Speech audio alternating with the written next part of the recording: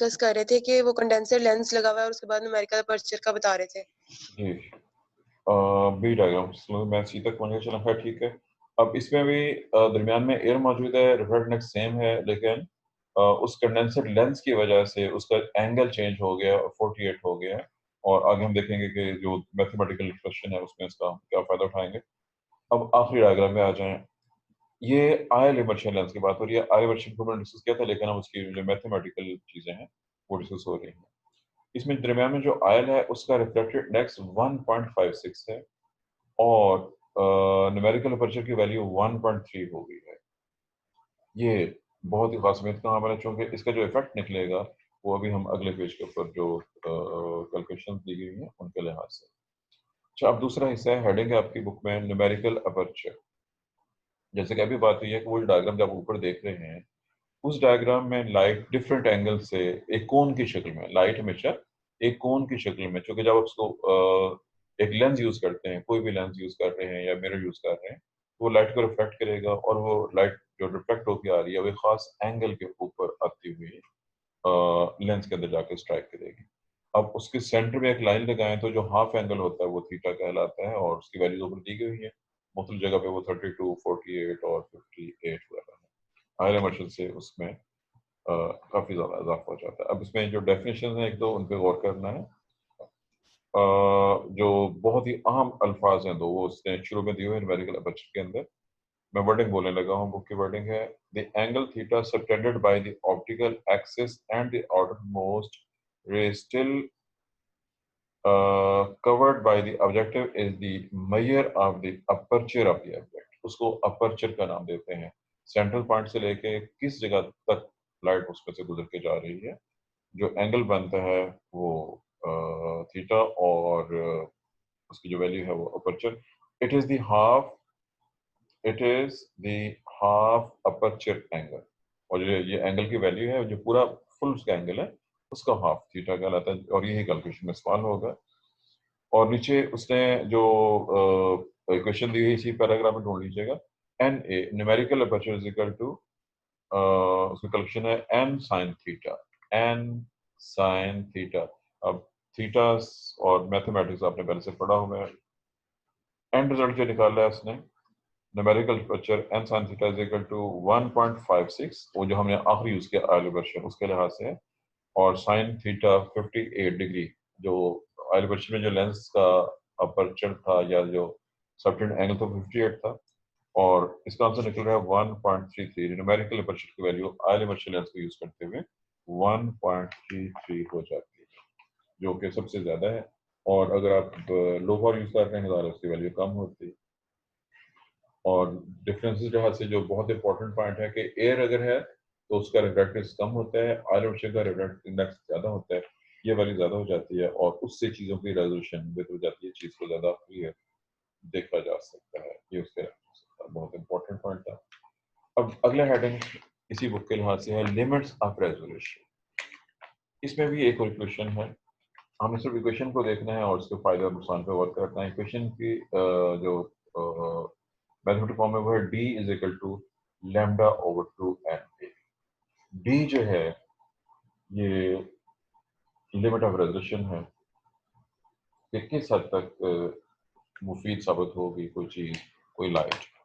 Lambda light का wave length होता है और न्यूमेरिकल अपर्चर की बात पहले हो चुकी है। अब दोबारा वर्क कीजिए, जो कैलकुलेशन ने की है D is equal to 0.55 divided by 2 into 1.35 is equal to 0.21 micrometre. ये जो कैलकुलेशन है ये इसने ग्रीन लाइट की बेस पे की। उसकी वजह सुन लीजिए। जो विजिबल लाइट है हमारे पास, visible light violet, indigo, blue, green, yellow, orange और रेड पर मुश्तमिल होती है। हम रूटीन में व्हाइट लाइट यानी आम लाइट की वजह से चीजों को देखते हैं। अब अगर हम वायलेट कलर यूज कर रहे हों तो उसकी वेवलेंथ कम होती है, अगर आप रेड यूज कर रहे हैं उसका ज्यादा है। एक 400 नैनोमीटर है और दूसरा जो है वो 750 की रेंज में है नैनोमीटर्स। अब इनकी एवरेज जो है वो निकलेगी जो यहाँ भी यूज की गई है, क्योंकि जब आप आम लाइट यूज कर रहे हैं तो उसका जो रेजोल्यूशन निकल गई होती है वो 0.21 माइक्रोमीटर है। इस तरह आम लाइट को इस्तेमाल करेंगे तो ये आपके पास उसकी वैल्यू निकलेगी। आसान ज़ुबान में ये कह लीजिए कि अगर आप आम लाइट को यूज़ कर रहे हैं, विजिबल लाइट को, जिसका एवरेज ये बनता है, तो आप 0.21 अप्रॉक्सीमेटली करेंगे तो ये 0.2 बन जाएगा। 0.2 माइक्रोमीटर तक के साइज़ की चीज़ों को रिज़ॉल्व कर सकते हैं। यानी अगर 2 चीज़ें 0.2 माइक्रोमीटर के फासले पे मौजूद हैं, तो तब आप उनको सेपरेट देख सकते हैं। अगर फासला इससे कम है, तो फिर वो चीज़ आपको सेपरेट नज़र नहीं आएगी, आपको एक ही चीज़ नज़र आएगी, यानी रेज़ोल्यूशन पावर कम हो जाएगी। ये है जी आम माइक्रोस्कोप के हवाले से। और जो इसकी जो अदर एप्लीकेशन थी कि अगर आप अदर लाइट यूज़ कर रहे हो, जैसे अल्ट्रावायलेट लाइट है, तो फिर वो थोड़ा-सा इंक्रीज़ कर जाएगा ये वाला रेज़ोल्यूशन पावर। और जब आप इलेक्ट्रॉन बीम यूज़ करते हैं तो वो बहुत ज़्यादा हो जाती है। और ये था जी वो पॉइंट्स जो मैं एक्सप्लेन करना चाह रहा था ख़ास तौर पर, ताकि वो जो प्रॉब्लम थी वो हल हो जाए और आइंदा वो चीज़ हमने और कोई पॉइंट ऐसा ना हो जो एक्सप्लेन होने से रह जाए। ये तमाम पॉइंट्स एक्सप्लेन हो चुके हैं। हाँ जी, अब हमने जाना है जहाँ पे इलेक्ट्रॉन माइक्रोस्कोप की डायग्राम बनी हुई है। ये देखिए जी कहाँ पे करके है जी, इलेक्ट्रॉन माइक्रोस्कोप। और सर जी सर जब आप डायग्राम एक्सप्लेन करें काइंडली आप अपना अपनी वीडियो ऑन कर लिया करें सर, उससे ज्यादा अच्छा एक्सप्लेन हो जी, जाएगा। नहीं बेटा, डायग्राम चूंकि आपके पास, पहली बात है कि मैं कंप्यूटर पे यूज़ करता हूँ, मुझसे मोबाइल पे यूज़ नहीं होता। मोबाइल में इतना छोटा होता है कि मुझे नज़र ही नहीं आता कि वो क्या है, ऐनक लगा के भी इतना क्लियर नज़र नहीं आता। तो मैं, चूंकि जो लोग मोबाइल यूज़ कर रहे हैं उनके लिए बहुत आसान होता है, लेकिन लैपटॉप के ऊपर या कंप्यूटर के ऊपर स्क्रीन शेयर करना या बुक को सामने रख के दिखाना वो पॉसिबल नहीं है मेरे लिए। चूंकि बुक सबके पास है, या तो ये नहीं कि आपके पास पेंसिल नहीं है, पेंसिल तो हर बच्चे के पास मौजूद है, या आप पेंसिल के बाहर ही पढ़ना शुरू कर दिया आप लोगों ने। नहीं नहीं सर, है हमारे पास बुक। हाँ, तो मैंने पेज नंबर बता दिया है, डायग्राम आपके सामने है, तो इसमें तो कोई प्रॉब्लम नहीं है। अभी जो हम जा रहे हैं नेक्स्ट पेज का अगला पेज ढूंढिए जी, जहाँ पे इलेक्ट्रोमार्क्स बनी हुई है वो निकालनी है अपना। सर पेज नंबर 58 पे है। दोबारा बोल रहे हैं कितने पे है? सर पेज नंबर 58 के ऊपर। जी बिल्कुल ठीक है जी, गो टू पेज नंबर 58। इसमें इलेक्ट्रोमार्क्स को उसने स्कीमेटिकली दिखाया हुआ है, उसके अंदर बहुत सी चीज़ें पड़ी हुई हैं और ये तस्वीर बहर सारी सारी इसमें चेक कीजिएगा।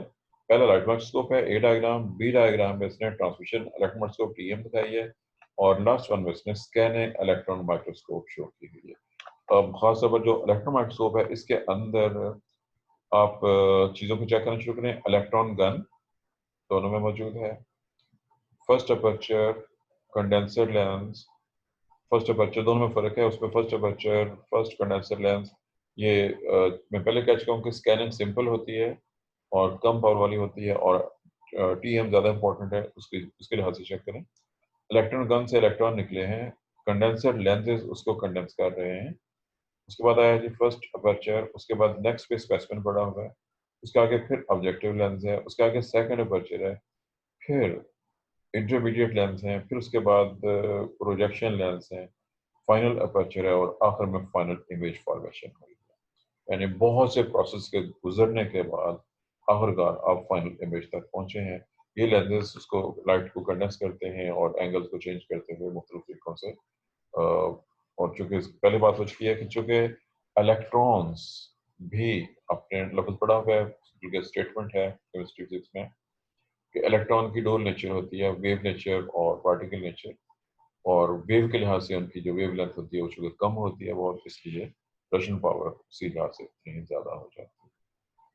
और जो लास्ट वन है जो स्कैनिंग, इसमें चेक कीजिएगा फर्स्ट अपर्चर के नीचे आगे फर्स्ट कंडेंसर लेंस है, सेकंड अपर्चर, ये चीज़ें तकरीबन वही हैं और आखिरकार फाइनल आपको नजर आ रहा है। आगे इलेक्ट्रॉन कलेक्टर और स्पेसिमेन वगैरह भी दिखा दिए गए हैं, इसका वो एंगल का और कुछ चीज़ों का डिफरेंस मौजूद है इसमें।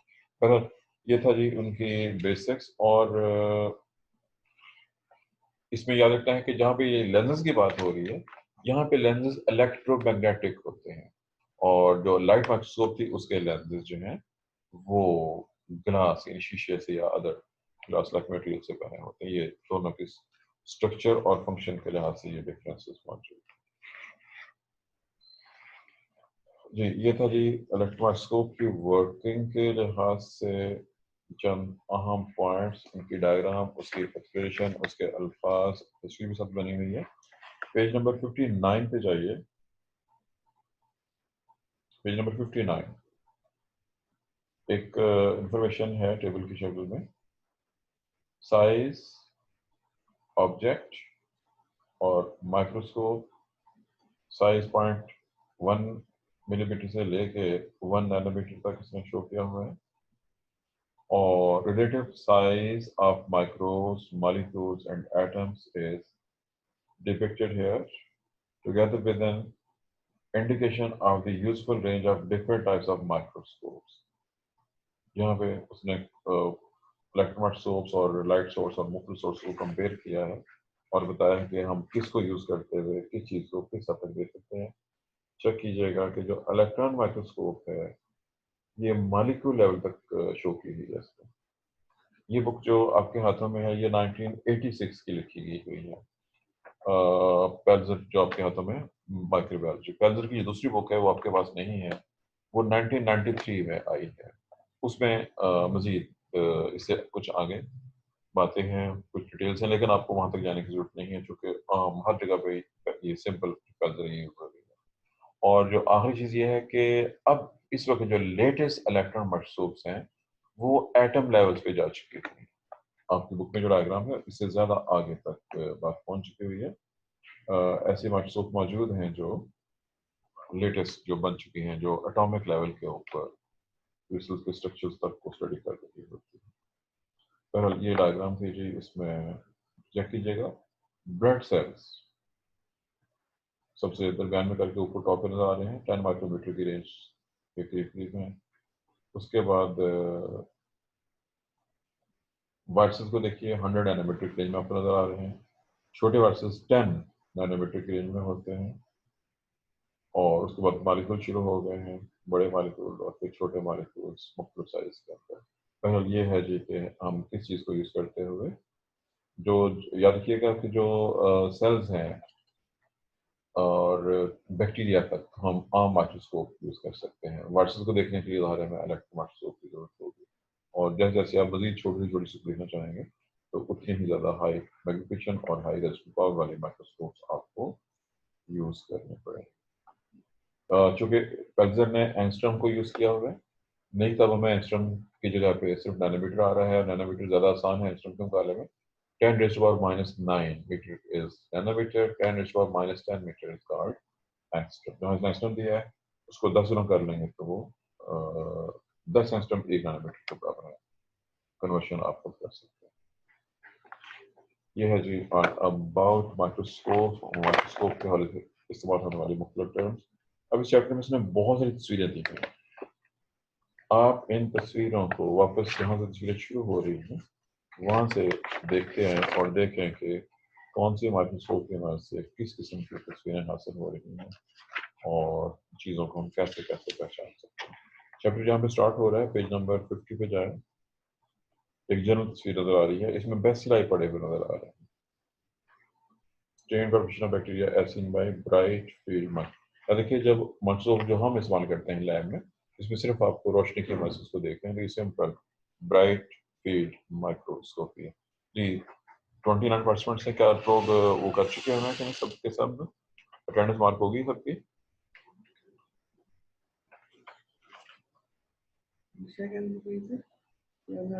फोन करना सी ਤੁਸੀਂ ਕਿ ਉਹਨਾਂ ਨੂੰ ਕਲੀਅਰ ਨਹੀਂ ਸੀ ਠੀਕ ਕਰ ਲੈ ਕੇ ਆਇਆ ਨਾ मैं उन्हें। कोई क्वेश्चन जी? क्या मेरी आवाज सुन रहे हैं?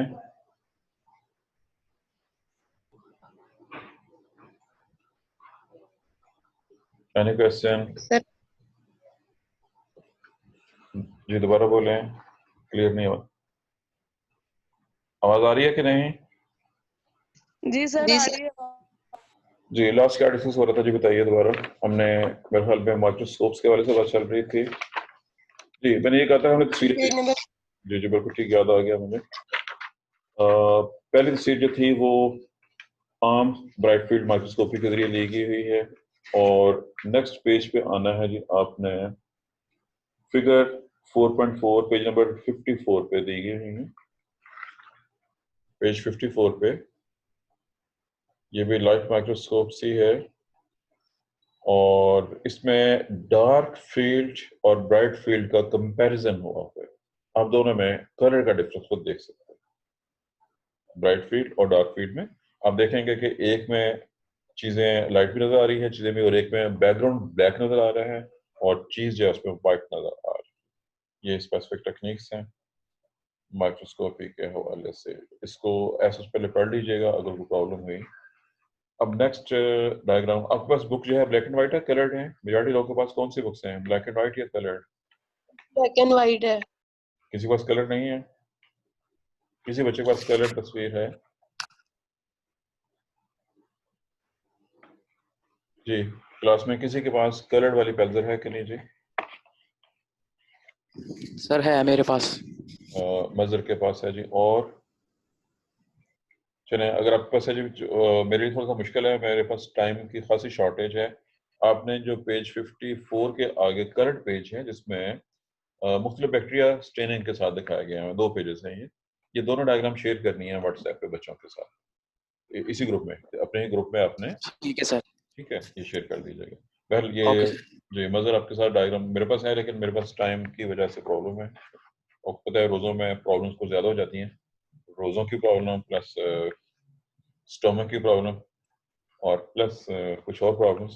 तो ये मजर आपसे शेयर करेगा ये डायग्राम्स को, इनको अपने देख लेना है, कोशिश करें कि अच्छी तरह से स्कैन करके प्रॉपर, ताकि जो लिखा हुआ है वो भी नजर आ जाए और तस्वीरें भी नजर आ जाए। इसमें बहुत सी तस्वीरें, बहुत खूबसूरत तस्वीरें हैं पेंसिल की, जिनको आप देख सकेंगे, मजर शेयर करेगा आपके साथ जी। उसके बाद जो है पेज नंबर है जी 57 पे चले जाएं, 56 पे भी है लेकिन 57 पे आ जाएं।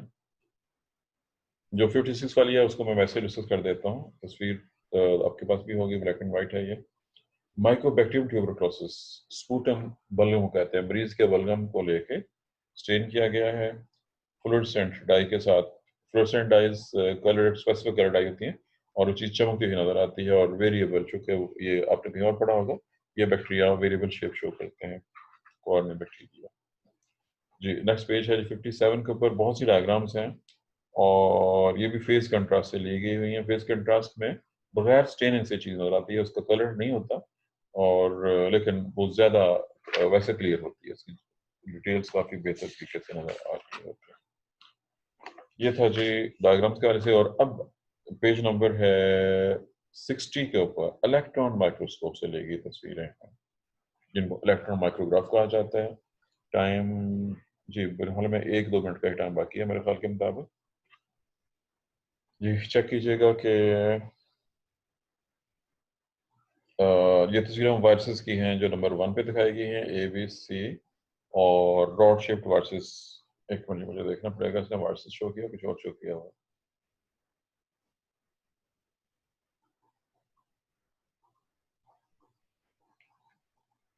जी बिल्कुल है जी। टोबैको रेटल वायरस को मुख्तलिफ मैग्निफिकेशन पे इसने मुख्तलिफ माइक्रोस्कोप की मदद से शो किया हुआ है।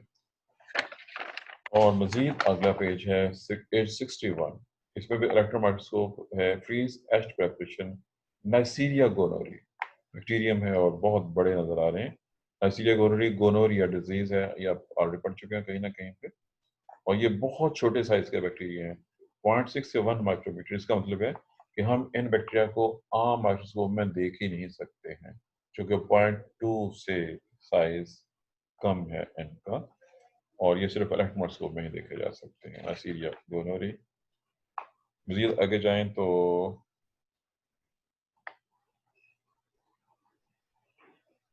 ये भी अब ये स्कैनिंग, चले बहल इतनी डायग्राम हो गई हैं कि हमारा टाइम अब चूँकि बहुत शॉर्ट रह गया। मजीद कुछ डायग्राम भी हैं, एक डायग्राम में सेल के अंदर की डिटेल्स आ रही हैं, उसको छोड़ते हुए डायग्राम है जी पेज नंबर 63 पे 4.17 स्कैनिंग इलेक्ट्रॉन माइक्रोस्कोप है। स्यूडोमोनास बैक्टीरिया नजर आ रहे हैं तस्वीर में, बहुत वाज़ेह तौर पर हम उनको देख सकते हैं, क्लियर नजर आ रहे हैं। और मेरे ख्याल में बस डायग्राम यहीं तक की थी जी। बहरहाल ये है जी माइक्रोस्कोप और माइक्रोस्कोपी के हवाले से। अब हमारी प्रॉब्लम कि हमारे पास वाइल्डलाइफ माइक्रोस्कोप से और कोई माइक्रोस्कोप अवेलेबल नहीं है, हम इससे ज़्यादा आगे आपको नहीं लेके जा सकते हैं प्रैक्टिकली, लेकिन अब नेट से कोई भी तस्वीर